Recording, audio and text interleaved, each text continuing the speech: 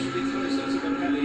That will buy the second place run. Christian Eckermann a little bit of breathing space, but if Capelli's going to make it, he can't do it with the Mercedes is right to his tail.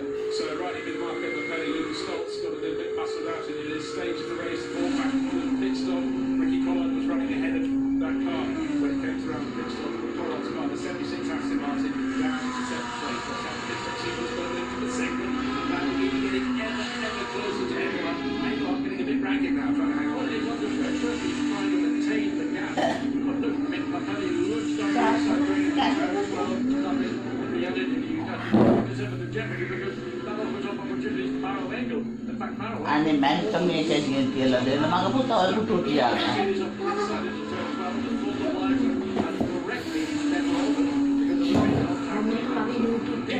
Super tight. This isn't the lead. This is second, third, and fourth. And already his car's in third place. He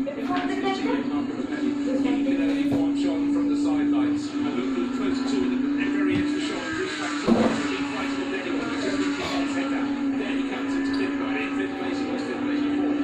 Took him in seconds down the far away. He starts that wide range. He's found probably the best part of one of those seconds to play back. Yes, he did. 1 second taken off. So something how these but let's go down to feel the pressure in the pits. We're down with Mirko Bortolotti and Dakota in the pits.